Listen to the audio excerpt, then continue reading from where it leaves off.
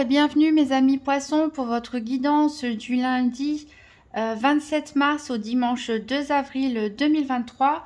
Donc j'ai tiré une carte de l'oracle des 5 éléments et c'est une énergie de la terre qui va vous accompagner tout au long de cette semaine. Ça nous parle de spiritualité, je m'ouvre au monde et à ses mystères, je fais preuve d'ouverture d'esprit. Donc cette carte en fait nous parle du chakra du troisième œil et recommande de faire une méditation avec de l'encens et des bougies en respirant bien sûr profondément et en vous concentrant sur le point où se situe le troisième œil et à faire plusieurs méditations pour que visualiser ce troisième œil qui s'ouvre de plus en plus. Donc ça va vous élargir les champs de votre perception, comprendre certaines choses qui pour le moment ne sont pas de votre compréhension, ne sont pas de votre ressort. Ça va vous ouvrir aussi, vous permettre de vous élever un peu plus encore spirituellement et aussi d'ouvrir votre esprit, de voir les choses avec plus de hauteur, avec plus de recul, avec plus de sérénité, avec plus de tolérance aussi. Et ça va vous permettre de vous guider dans la réalisation de votre vie physique, en tout cas, ce qu'elle devrait être. Alors, on va faire le tour de la semaine avec le Everyday Tarot pour savoir quel est le challenge éventuel, qu'est-ce qui est en votre faveur et quel sera le bilan de la semaine, donc du 27 au 2 avril 2023 pour les poissons. Donc, quel est le challenge de la semaine? Qu'est-ce qui est en faveur des poissons? Et quel sera le bilan de la semaine? Donc, qu'est-ce qui est en faveur des poissons? Et quel sera le bilan de la semaine?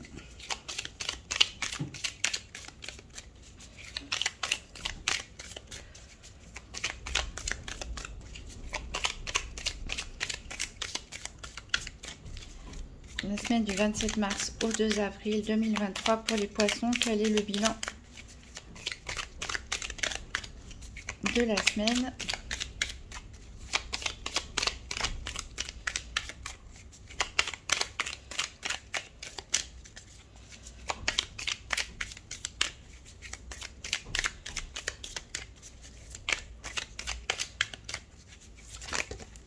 Là, j'en ai trop.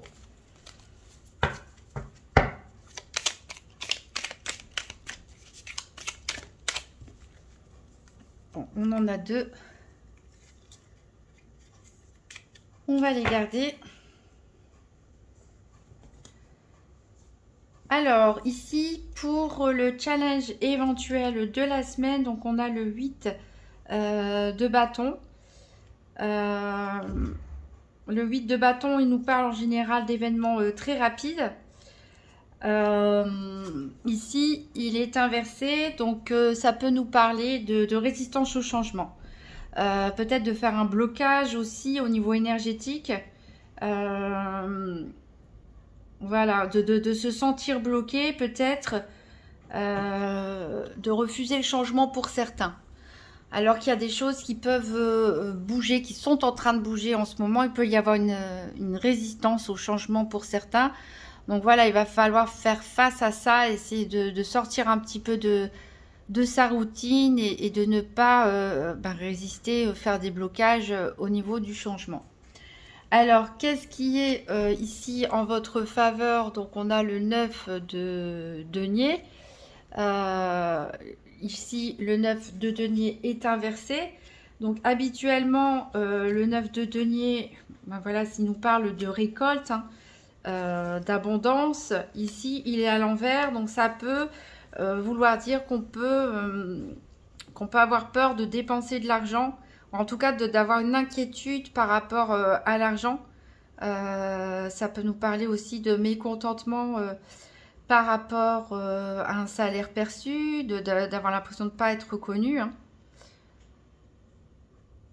Donc, qu'est-ce qui peut vous aider par rapport à ça? Justement, peut-être que pour certains, la problématique ici, qu'il faut que les choses bougent, c'est peut-être par rapport à votre situation matérielle, financière ou professionnelle. Vous avez un peu peur du changement. Pour certains, vous bloquez les choses, ou peut-être pour d'autres, vous avez envie que ça aille trop vite. Mais le fait justement de ne pas être satisfait, d'avoir l'impression de donner beaucoup, de vous investir beaucoup, de faire beaucoup, ça peut aider certains à se dire, et puis ben zut, tant pis, je vais chercher autre chose, je vais bouger, je vais déménager, on m'a proposé un nouveau travail, et ben je quitte tout, j'y vais. Vous voyez, le fait voilà, de cette insatisfaction, vraiment l'impression de s'investir et de ne pas avoir le retour finalement sur l'investissement, ça peut vous aider à sortir de ces blocages. Donc ici, pour le bilan de la semaine, on voit avec le 10 de bâton. Donc ici, le 10 de bâton, c'est quand on en a un peu plein le dos, quoi. Faut dire ce qui est. Ça symbolise le fait voilà, d'avoir du porter beaucoup de responsabilités, d'avoir du travail dur, voilà, d'en avoir un peu plein le dos. Et là, on a la fin d'un cycle, donc on est épuisé à la fin de ce cycle, mais c'est la fin d'un cycle. Donc c'est ça la bonne nouvelle, c'est que on arrive enfin bientôt à la fin du surmenage, de devoir gérer trop de choses, voilà, peut-être l'impression de faire beaucoup pour récolter peu. On arrive à la fin, et en plus avec cette carte du monde ici, là c'est vraiment la fin du cycle du tarot, hein, des arcanes majeures. La boucle, elle est bouclée quelque part. C'est-à-dire qu'il peut y avoir une opportunité pour vous qui vous permette de sortir de cette fatigue, de cette routine pesante, de cette insatisfaction. Vous avez accompli votre cycle, vous êtes passé par toutes les étapes. Ici, vous allez enfin obtenir la reconnaissance et la sérénité que vous méritez, tout simplement. Pouvoir enfin vous poser et récolter les fruits de tout ce que vous avez semé pendant tout ce cycle. Alors en dos deck, on a le roi de bâton qui nous parle de reprendre justement le contrôle, hein, de savoir aussi imposer sa volonté, de construire les choses, de passer à l'action, suivi de la reine justement. Alors ça peut aussi nous parler d'un couple, hein, pour certains qui se regardent, le fait de construire ensemble, hein, peut-être construire une maison, construire une famille, construire quelque chose. Ici, le 10 de coupe inversé, voilà, peut nous parler des peurs, hein, des peurs de ne pas arriver à la satisfaction dont on a parlé. Et ici, on a la reine d'épée qui va trancher, plutôt que faire parler ses émotions, va réfléchir avec son intelligence, son intellect, avec les faits, et prendre les décisions qui sont nécessaires. Si on peut nous parler éventuellement aussi de triangulaire, on verra dans le domaine sentimental, vu qu'on a 3 personnes. On va aller faire le tour des 4 domaines avec le nouvel Eteia. Donc un tirage par paire des 4 domaines, c'est-à-dire que je vais mélanger, tirer 2 par 2. Et j'ai associé 4 cartes aux 4 domaines, et donc je récupère en fait tout simplement la paire qui accompagne ces 4 cartes désignées pour savoir ce qui va se passer dans le domaine financier, dans le domaine de la santé, dans le domaine des activités professionnelles au quotidien et dans le domaine sentimental. Donc pour les poissons, la semaine du 27 mars au 2 avril 2023, tirage par paire des 4 domaines financiers, santé, activités et sentimentales. Donc pour les poissons. Alors ici, j'ai la carte de la maison qui est tombée, qui était tombée un peu comme ça. Donc on ne sait pas trop si c'est l'harmonie ou si les choses elles s'effondrent. Il peut y avoir des complications pour certains en termes de construction familiale ou en termes de construction immobilière aussi. Une fragilité momentanée. Ici, on a des rumeurs qui circulent peut-être à votre sujet, ou ça peut être vous aussi qui faites circuler des rumeurs, ou qui avez peur de certaines rumeurs, qui êtes à l'écoute des rumeurs autour de vous.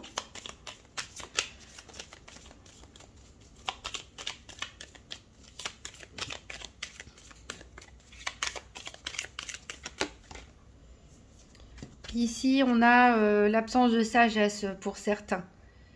Donc, l'intérêt d'ouvrir son troisième œil pour essayer de percevoir les choses avec un peu plus de recul, avec un peu plus de sagesse. On est peut-être trop dans l'émotionnel par moment. Si on a quand même l'ambition, on a quand même l'ambition de réussir. Donc, peut-être c'est pour ça qu'il y en a qui sont fatigués, qui s'investissent beaucoup. Mais on a la réalisation, n'oubliez pas quand même, après tout ça.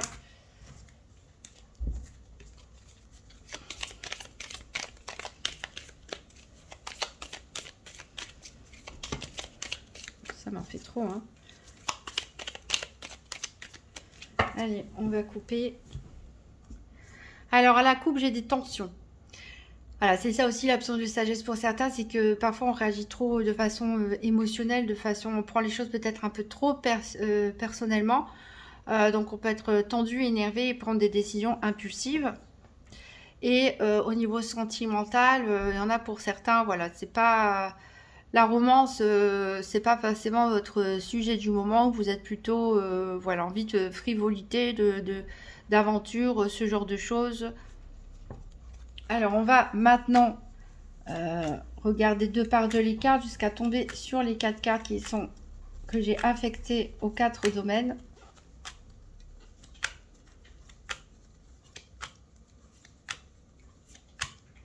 Alors, voilà la carte du dynamisme qui représente le domaine de la santé. La carte du soleil qui représente le domaine financier.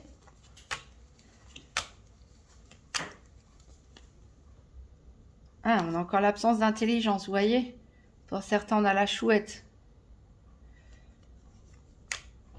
Alors, ça ne veut pas dire que vous n'êtes pas intelligent, bien sûr. Ça veut dire que peut-être il y a des réactions un peu trop impulsives et pas assez réfléchies, pas avec assez de prise de recul. Donc, la carte des affaires pour les activités. Et la carte du cœur pour le sentimental.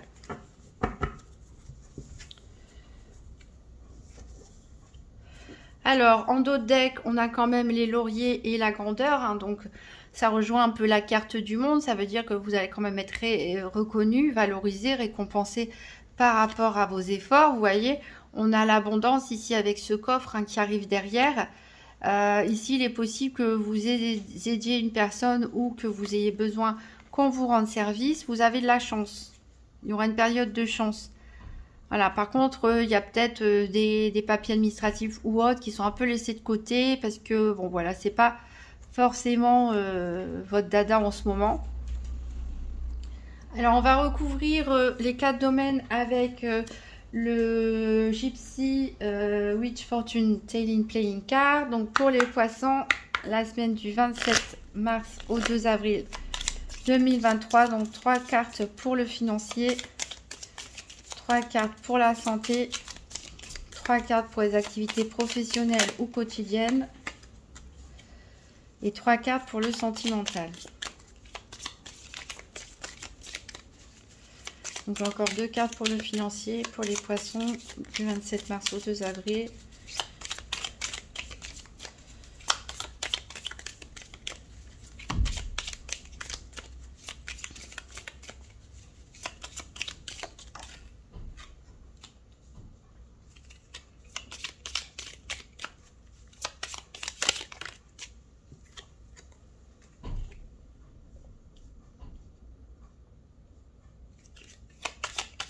Alors, 3 cartes pour la santé.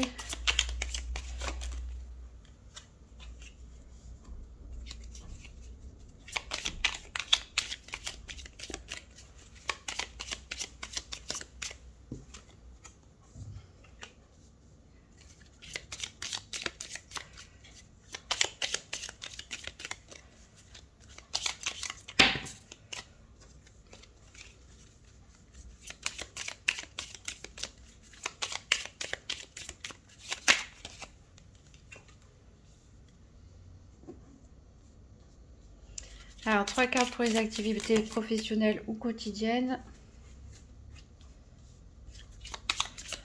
Encore une.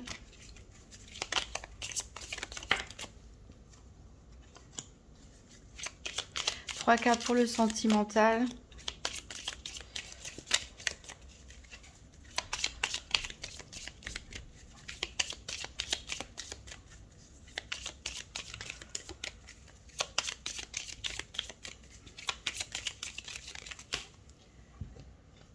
Alors, j'en ai un peu trop. Et 3 cartes pour le sentimental pour les poissons du 27 mars au 2 avril 2023.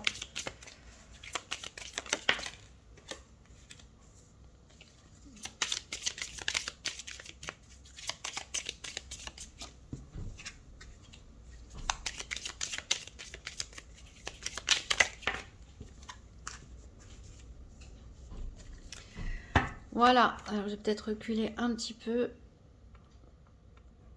pour qu'on voit toutes les cartes.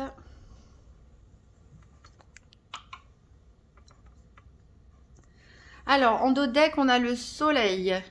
Donc, le soleil, ça nous signifie bien sûr de la joie. En plus, on a l'extra joker. Donc, ça veut dire que les choses, les difficultés ici, représentées par les montagnes, vont s'aplanir tout simplement. Il va y avoir une résolution, en tout cas, des problèmes. Et on a encore la chance, vous voyez, qui est tombée ici.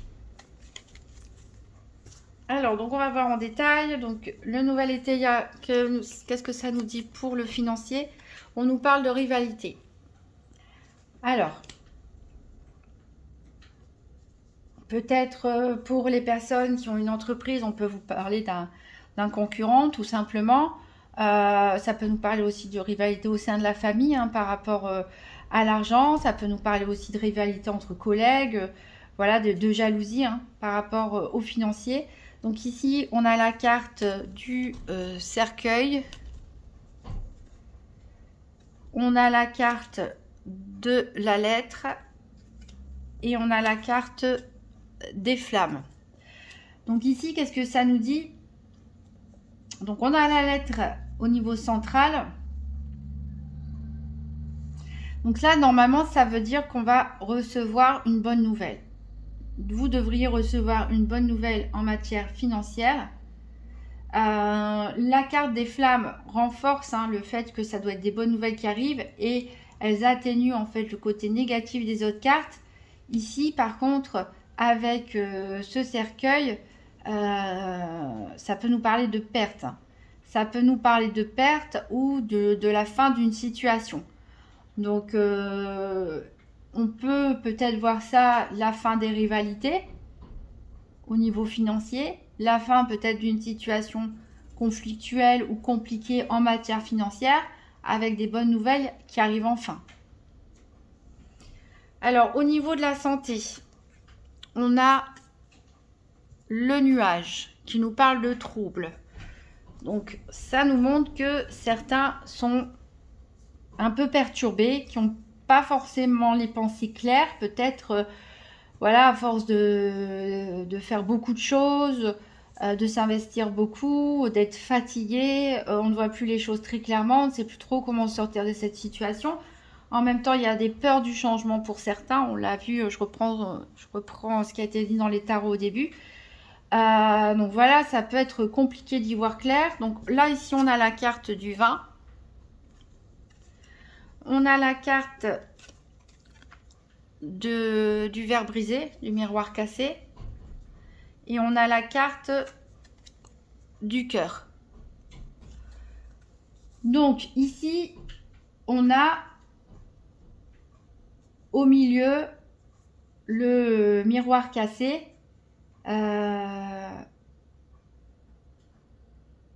Ça peut nous dire que vous êtes dans le trou parce que peut-être que vous avez peur que les difficultés se répercutent tout simplement sur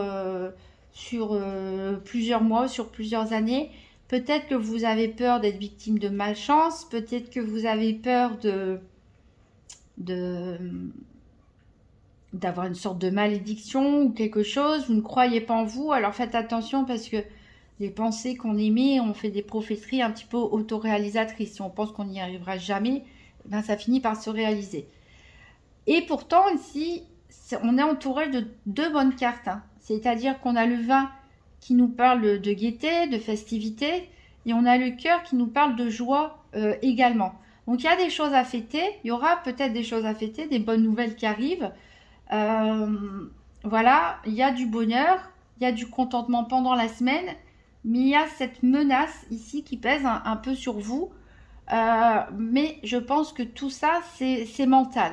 C'est pour ça qu'on vous conseille d'ouvrir votre esprit, hein, et voilà, de travailler là-dessus, parce que je pense que certains d'entre vous ont vraiment l'esprit troublé et ne voient pas forcément les choses de manière objective et sont peut-être dominés pour certains par leur peur. Alors au niveau des activités professionnelles ou quotidiennes, donc ça a été, la carte des affaires est tournée du côté de l'autorité. Ici vous voyez, on a encore les pensées avec les rouages, c'est-à-dire que peut-être ici, ce qui vous perturbe justement, cette peur, hein, de manquer de chance, d'avoir une ombre au tableau qui plane sur vous, ça peut venir de ce domaine-là, d'activité professionnelle ou quotidienne. Alors ici, on a la carte du consultant, on a la carte du livre et on a la carte des chemins.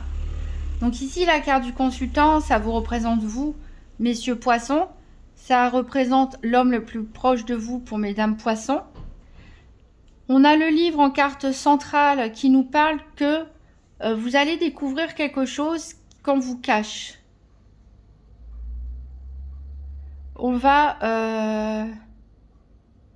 Il y a quelque chose qu'on vous cache, peut-être au niveau professionnel ou dans vos loisirs, etc., qui vous touche personnellement, puisque la carte du consultant, ou en tout cas qui concerne un homme très proche de vous, ou peut-être un homme vous fait un collègue, un supérieur hiérarchique, un partenaire, etc., vous cache des choses, vous dissimule des informations importantes concernant le domaine de vos activités.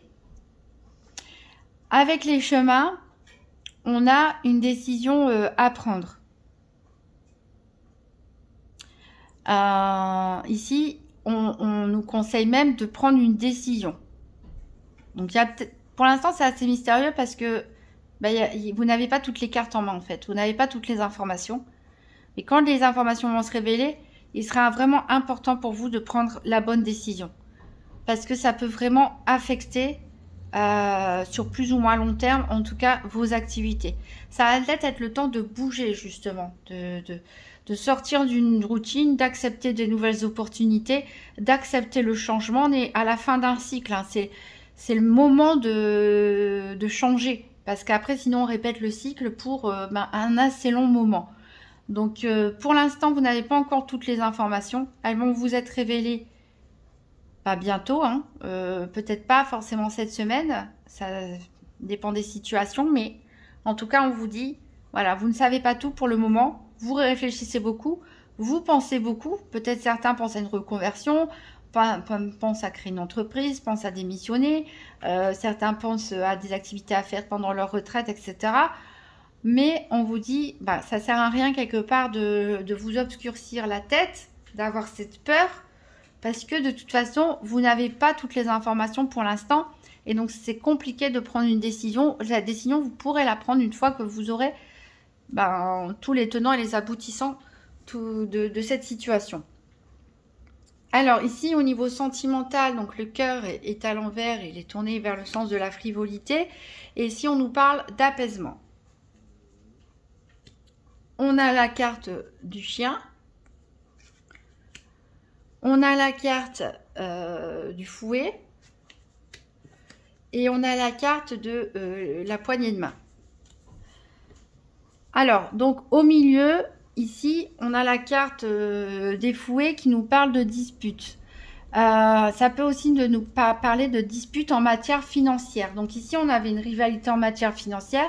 C'est possible que dans certains couples, on ne soit pas d'accord sur la manière de gérer l'argent. On n'est peut-être pas d'accord sur un projet d'investissement, sur peut-être des décisions à prendre au niveau professionnel ou autre. Peut-être vous souhaitez justement quitter votre travail, mais votre conjoint ne le souhaite pas parce que ça va engendrer une perte financière, une insécurité temporaire ou en tout cas financière. Bref, vous adaptez par rapport à votre situation, mais il se peut qu'il y ait des querelles dans certains couples à propos des finances. Alors, si c'est le cas, de toute façon, on a la carte de l'apaisement, on a la carte de la poignée de main qui indique que ça veut dire que vous allez trouver un accord, hein, tout simplement.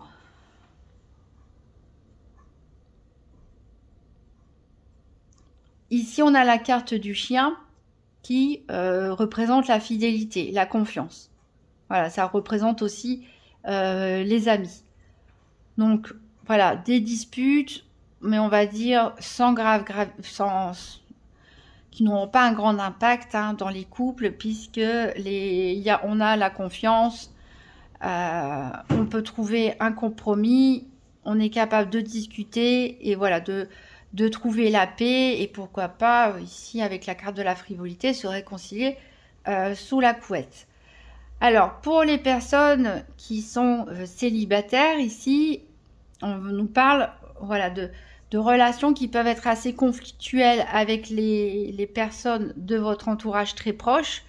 Ça peut nous parler de disputes avec des amis, puisque le chien, ça représente aussi l'amitié. Mais là, c'est pareil, quel que soit le conflit que vous pouvez avoir avec des proches de votre entourage. Ici, on nous dit qu'un accord, une réconciliation sera faite et les choses vont retrouver de leur sérénité.